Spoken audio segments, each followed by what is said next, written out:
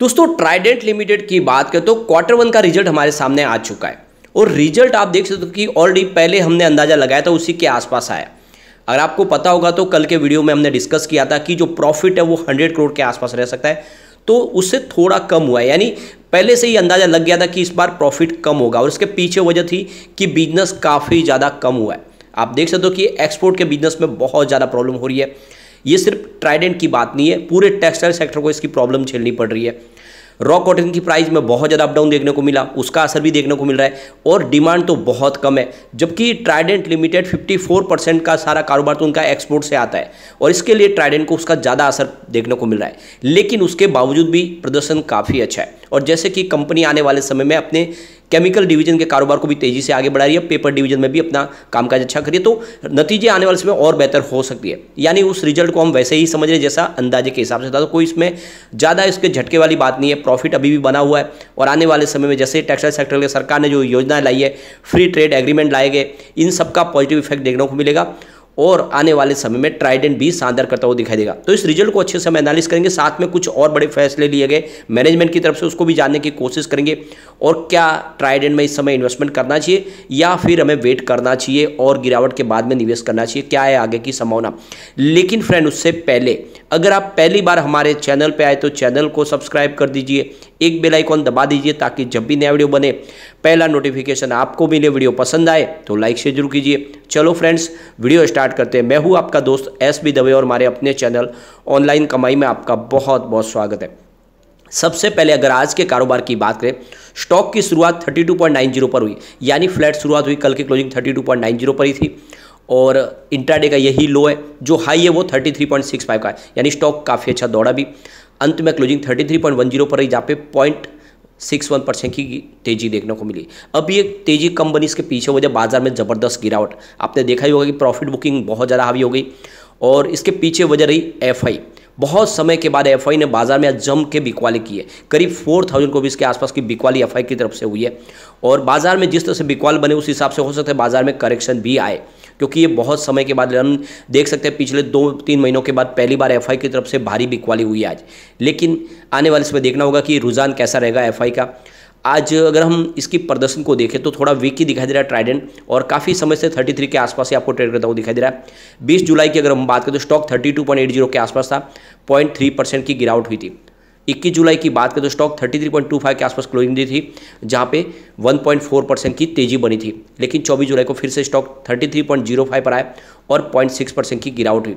बात 25 जुलाई की करें तो स्टॉक 33 के आसपास था, जहाँ पे 0.2% की गिरावट हुई और 26 जुलाई को 32.90 के आसपास स्टॉक आया और 0.3% की गिरावट हुई। लेकिन आज स्टॉक ने फिर से कुछ पॉजिटिव क्लोजिंग दिया गिरते बाजार में और ये सबूत है कि 33 का इसका एक मजबूत सपोर्ट है और आने वाले समय एक पॉजिटिव माहौल बन सकता है। तो यहाँ डिमांड वीक होने की वजह से यहाँ पे रिजल्ट में कमी देखने को मिल रही है। तो आप देख ही सकते हो कि कोरोना के बाद में लोगों ने अपने रहन सहन में बदलाव किया। अब जो लोग हैं अपनी सेहत का ध्यान ज़्यादा रखते हैं, उसको सेहत को लेकर ज़्यादा खर्च करने की कोशिश करते हैं, न कि अपने रहन सहन के ऊपर, अपने पहनावे के ऊपर। और इसी वजह से देखें तो जो डिमांड है कपड़ों की वो काफ़ी कम हुई है कोरोना के बाद में।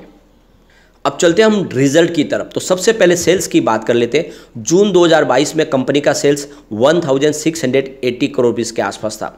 इस बार जून 2023 में सेल्स 1494 करोड़ के आसपास रहा है। बात अगर करें मार्च क्वार्टर यानी क्वार्टर 4 की तो 1573 करोड़ के आसपास टोटल सेल्स था। तो यहाँ पे कंपनी का सेल्स बिल्कुल कम हुआ है, चाहे आप क्वार्टर ऑन क्वार्टर बेसिस पे देख ले या ईयर ऑन बेसिस पे देख ले तो आपको सेल्स कम होता हुआ दिखाई देगा। और आपको पता होगा तो हमने सेल्स का अंदाज़ा 1500 करोड़ के आसपास लगाया था और बिल्कुल उतना ही सेल्स दिखाई दे रहा है। यानी जो हमारा अंदाजा था बिल्कुल उसी के हिसाब से अनुरूप यहाँ पे कंपनी का आपको सेल्स दिखाई देगा। अब यहाँ पे अगर हम कंपनी के खर्च की बात करें तो पिछली बार देख सकते हो जून क्वार्टर में 1418 करोड़ का खर्च था। इस बार कंपनी के खर्च में कमी है क्योंकि बिजनेस ही कम हो तो खर्च भी कमी होगा सामने नेचुरली। तो 1260 करोड़ का इस बार खर्च हुआ है। पिछले क्वार्टर में यानी मार्च क्वार्टर में ये 1305 करोड़ के आसपास था खर्च। तो खर्च में भी कंपनी की कटौती आई है। ऑपरेटिंग प्रॉफिट की बात करें तो पिछले साल सेम क्वार्टर में जून में 260 करोड़ का कंपनी का ऑपरेटिंग प्रॉफिट था।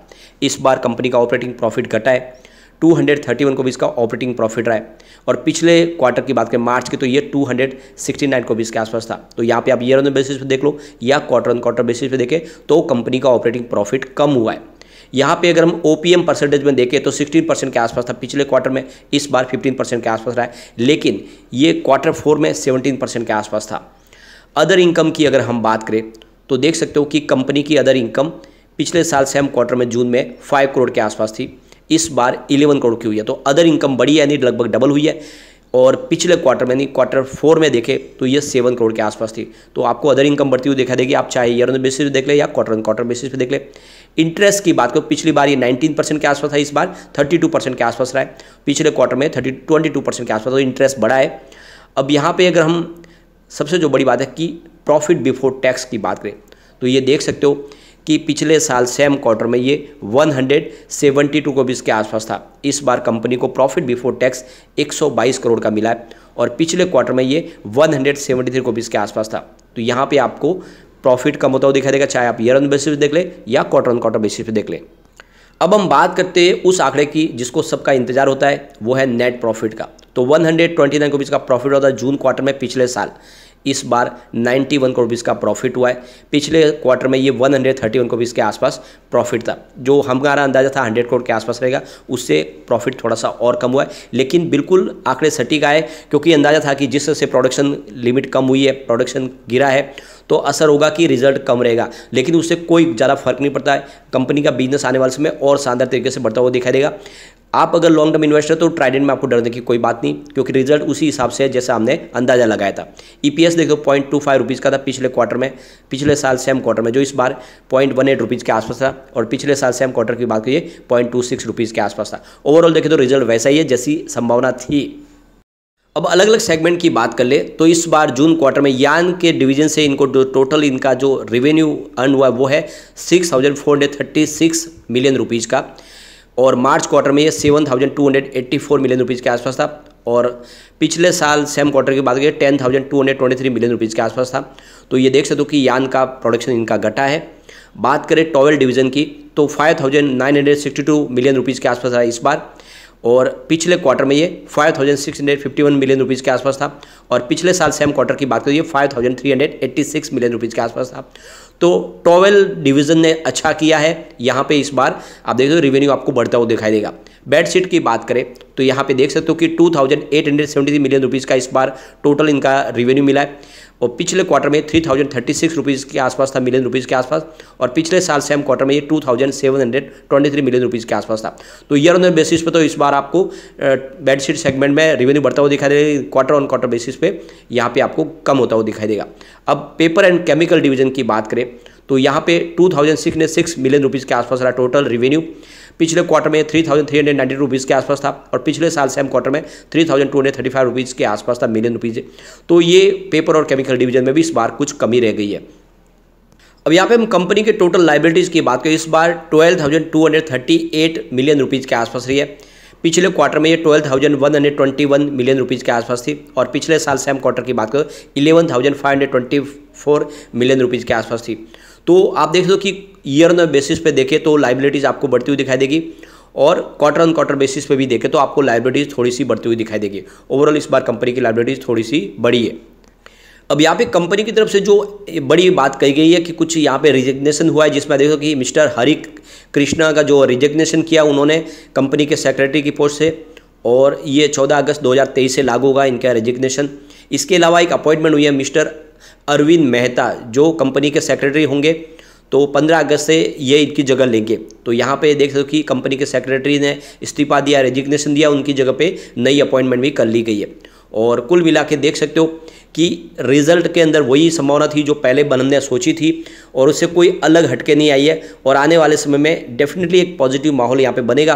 कंपनी की एक बार सब्सिडीज़ को भी हम देख लेते हैं, कंपनी का बिजनेस के लिए कौन सी उनकी सब्सिडी। तो यहाँ पे ट्राइडेंट लिमिटेड देख सकते हो कि एम्प्लॉय वेलफेयर ट्रस्ट है, ये इनकी एक सब्सिडीज कंपनी। इसके अलावा Trident global corporation limited, Trident Europe limited, इसके अलावा अगर आप देखें तो यहाँ पे आपको Trident global INC USA limited दिखाई देगा। इसके अलावा Trident home डिकोर limited, Trident innovation limited, Trident home textile limited और ट्राइडेंट ग्लोबल BV, ये इनकी सब्सिडीज कंपनी है। तो बिजनेस काफ़ी अच्छा है और लगातार अच्छे पैटर्न हासिल हो रहे हैं। तो अगर आप लॉन्ग टर्म इन्वेस्टर हैं तो 33 के आसपास मिलने में आपको कितना भी मौका अच्छा है, आप इसमें खरीदारी कर सकते हैं।